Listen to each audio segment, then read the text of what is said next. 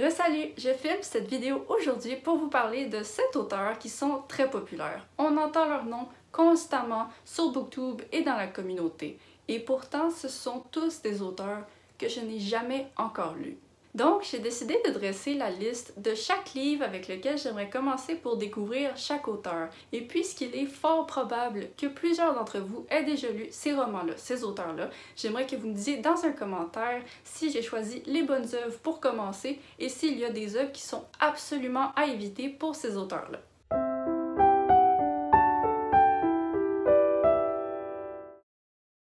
Donc c'est parti, on va y aller avec le premier auteur connu mais jamais lu. Bernard Werber. Cet auteur français est absolument le nom qui ressort le plus lorsqu'il s'agit de parler de science-fiction francophone.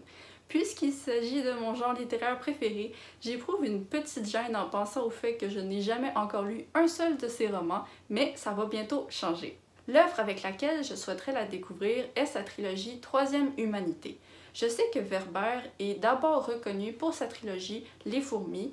C'est un choix que j'ai considéré, mais en me fiant aux résumés et aux critiques que je pouvais voir en général, j'ai trouvé que la Troisième Humanité m'interpellait beaucoup plus. De ce que je comprends du résumé, le récit suit un père et un fils qui étudient l'humanité du passé et celle du futur. Avec l'aide d'une spécialiste nommée Aurore, ils découvriront des secrets qui modifieront à jamais le futur des générations à venir. Absolument intriguant. Au suivant, ou plutôt à la suivante parce que je vais vous parler de Sarah J. Maas. Et oui, cet auteur de fantasy qui a conquis les bibliothèques du monde entier ne fait pas encore partie de la liste des auteurs que j'ai lus dans ma vie. Je dois dire que c'est en partie à cause de quelques réticences qui ont été provoquées par des critiques que j'ai pu voir concernant la qualité de ses textes et aussi le manque sévère de diversité dans ses romans. Mais Sarah J. Maas est l'auteur coup de cœur d'une de mes meilleures amies et je lui ai donné ma parole que j'allais essayer de lui donner une chance et de mettre de côté toutes mes appréhensions. Donc, ce qu'elle m'a recommandé, c'est de commencer avec le premier tome de Throne of Glass. Elle m'a averti que les 2 premiers tomes n'étaient pas à la hauteur du reste de la série, alors je me suis engagée à lire au moins les 3 premiers tomes avant de me faire une idée définitive sur mon avis. Elle m'a aussi demandé de lire Un palais d'épines et de roses un jour parce que le tome 2 est un de ses romans préférés à vie. Donc je vais le faire un jour, mais on a décidé de ne pas commencer avec ça parce que c'est un récit qui est très axé sur la romance. Donc pour ce qui est de Throne of Glass, le récit se déroule dans un royaume où toute magie a été bannie et on va suivre une assassine qui essaie de regagner sa liberté dans un tournoi à mort. L'unique survivant devra servir le roi pendant 4 ans, mais tous les concurrents de la compétition commencent à se faire mystérieusement éliminer et l'assassine sent que son tour approche bientôt. Ok, troisième autrice populaire, Donna Tartt. Cette écrivaine est responsable des 2 œuvres à succès, Le Chardonneret et Le Maître des Illusions. Bien que j'ai déjà en ma possession la VO du Chardonneret, j'ai envie d'y aller avec le livre numérique du Maître des Illusions parce que c'est son résumé qui m'interpelle le plus en ce moment. On y suit un étudiant à l'université qui rejoint un groupe très privé de 5 personnes sur lesquelles courent les plus folles rumeurs. Il est très loin d'imaginer ce que lui coûtera sa curiosité. J'ai vraiment hâte de découvrir cette œuvre et je pense même que mes attentes sont peut-être un peu dangereusement trop hautes face à celle-ci. J'espère ne pas être déçue.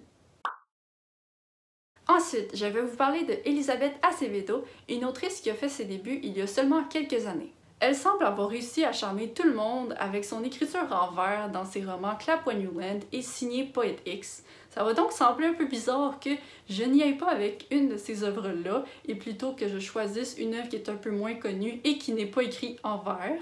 Mais c'est l'histoire qui m'intrigue le plus en ce moment, alors je vais juste écouter mon intérêt. Il s'agit de Sur le vif, un roman qui suit une jeune fille qui est devenue mère alors qu'elle était encore à l'école et qui s'inscrit à un cours culinaire pour essayer de gagner un voyage en Espagne qu'elle ne peut pas se permettre. Honnêtement, le seul mot qui m'est vraiment resté en mémoire avec ce résumé-là, c'est cours culinaire.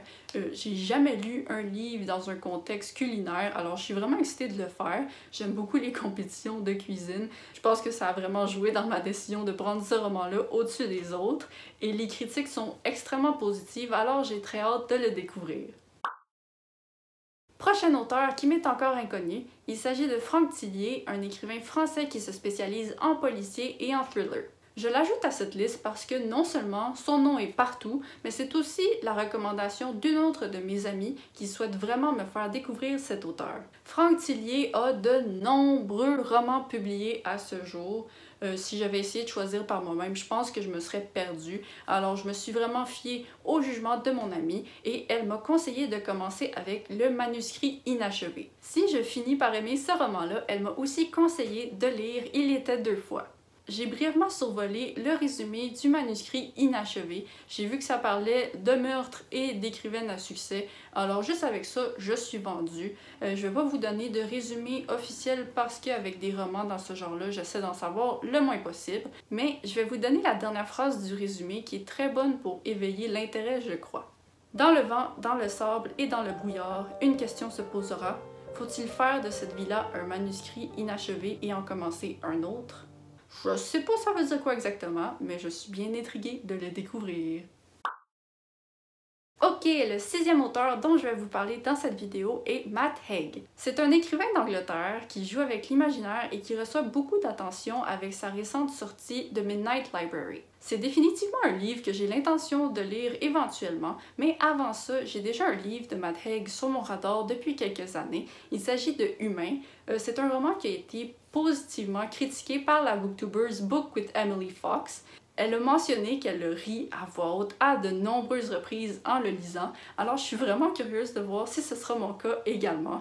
Je trouve que des livres qui sont capables de nous faire rire à voix haute, c'est toujours des expériences magiques, alors j'ai vraiment hâte. Le récit du livre Humain parle de la condition humaine, mais vue par un extraterrestre. Il est arrivé sur Terre pour prendre la place et l'apparence d'un mathématicien à l'université de Cambridge, et ses impressions sur les humains sont loin d'être positives.